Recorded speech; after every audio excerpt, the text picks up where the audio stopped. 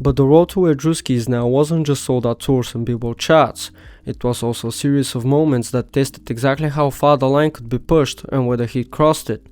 The first major controversy of 2026 came on February 5th at the NFL Honors Ceremony in San Francisco.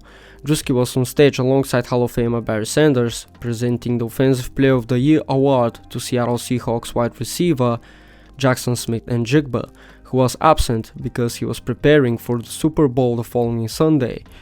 Instead of reading the name from the card, Druski deliberately mispronounced Smith-Njigba's Nigerian surname, not once but 4 times, landing on sounds that unmistakably resembled a racial slur on live television at an NFL award show, while the player was home preparing for the biggest game of his career. The backlash was immediate. The Seahawks PR team responded publicly, saying Barry Sanders had drawn the short straw, getting stuck with Druski's big whiff tonight. Jackson Smith-Njigba posted on social media, "Put some respect on my name." His teammate Uchenna Nwosu called Druski lame. His surname, as Smith-Njigba later shared publicly, traces back to Sierra Leone. His family's flag is even painted on his helmet. It wasn't just a name, it was his heritage. In the aftermath, Druski went on CBS Mornings to address it. He acknowledged the line had been crossed. "I like to mess around, and you know, sometimes you can go too far." He said he reached out to Smith-Njigba directly to congratulate him and apologize. Smith-Njigba never responded. Less than 3 weeks later, Druski was back, this time the Erika Kirk skit. On March 25, 2026, he posted How Conservative Women in America Act, a 2-minute sketch in which he appeared in full prosthetics, a blonde wig, blue contact lenses, and a white suit, portraying a character that 163 million people immediately recognized as Erika Kirk, the CEO of Turning Point USA, the widow of conservative activist Charlie Kirk, who had been assassinated just 6 months earlier in September 2025. He never said her name, not once. He didn't have to. The wig said it, the white suit said it, the Bible said it. The line about protecting all white men in America, especially the white men, because those are the ones who matter most, said it. The view counter climbed faster than almost any video in internet history. By the time critics had organized a response, hundreds of millions had already seen it. Senator Ted Cruz, beneath contempt, John Root, a despicable human being, Meghan McCain suggested some involved were literally birthed in hell. Every condemnation put the video in front of millions who hadn't seen it yet. The people trying hardest to bury the sketch became its most effective distributors. Then came the misinformation spiral. A screenshot of a fake cease-and-desist letter went viral, nearly 1 million views before it was deleted. Newsweek had to confirm on the record that it never happened. Druski's team called it absolutely false, and then the President of the United States weighed in. At a public event, Trump turned to Kirk and said, "You ought to sue their ass off." Erika Kirk herself, through all of it, said nothing. Her last post on X had gone up before the skit even dropped. The loudest voices in the room were everyone except the person at the center of it. One final twist: artificial intelligence couldn't tell the difference either. Grok, the AI chatbot built into X, was shown images from the skit and identified Druski's satirical character as the real Erika Kirk, completely failing to recognize it as a parody. That exchange pulled over 700,000 views on its own. The machine couldn't distinguish the comedian from the person being parodied. At this point, that might actually be the highest compliment Druski has ever received. But the story didn't stop there, because just days after the skit dropped, while the backlash was still building, a new voice entered the conversation. And this time it wasn't just reaction, it was an escalation.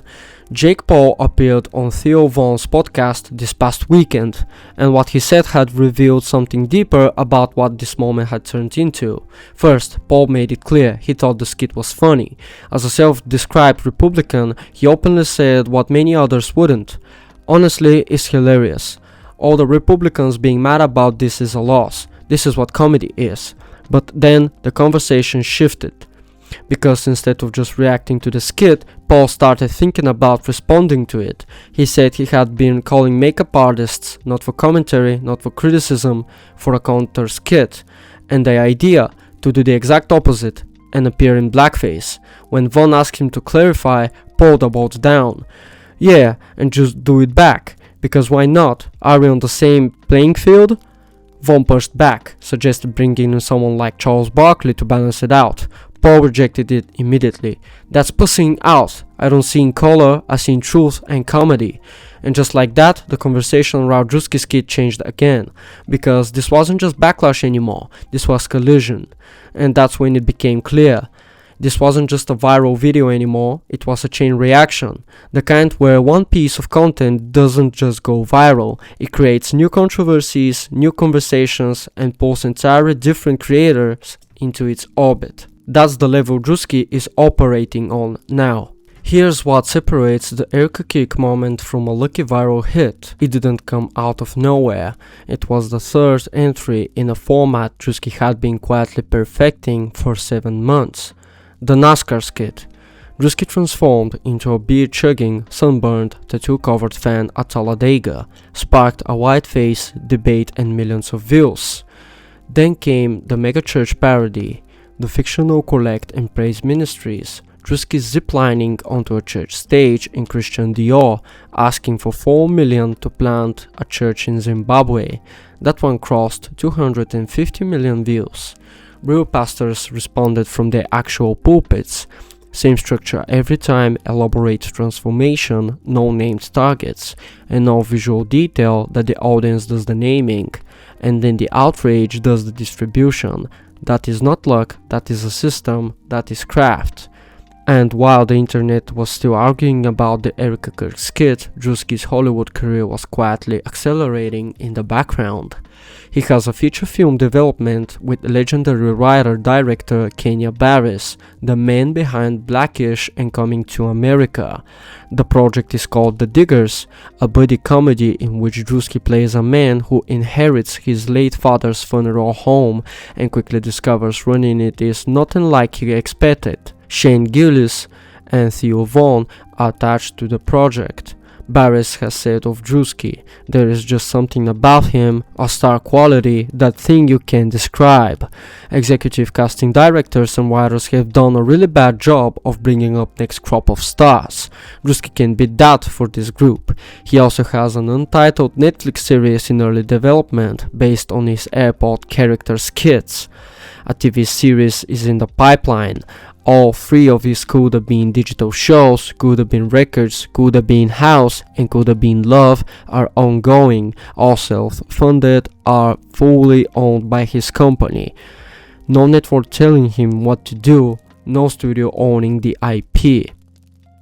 In his 2025 Billboard cover story, the one where he talked about Justin Bieber, Leonardo DiCaprio, and what his next move looks like, Druski said something that stuck. He talked about wanting his easy moment, his Fenty beauty. A business so big it creates generational wealth outside of comedy. I ain't fulfilled until I get that type of moment, he said. He's already invested in real estate and has an equity stake in Happy That Hard Seltzer.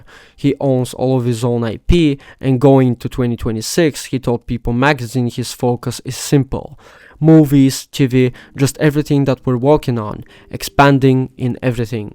So where he's landing right now? The NFL honors incident reminded the world that Druski's comedy doesn't always land, and that there are consequences when it doesn't.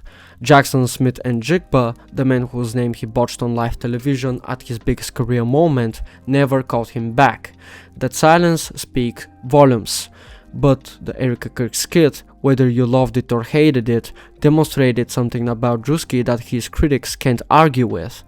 He understands the internet better than almost anyone alive right now. He knows that ambiguity is a weapon. He knows that outrage is distribution. He knows that if you create something recognizable enough that the audience does the identifying for you, you can stand behind the captioned conservative woman while 163 million people make up their own minds. He has a film with Kenya Barris in development, a Netflix series on the way, a formula for viral satire that no one else has figured out, a $14 million earned in a single year, from a career he built entirely by himself.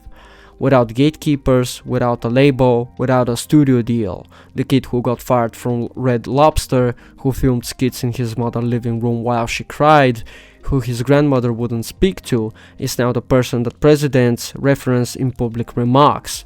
Whether the line he's walking gets him cancelled or gets him a movie franchise depends entirely on what he does next. But one thing is certain, Druski is not done, he's just getting started, and the internet, all 163 million views of it, already knows exactly where to find him.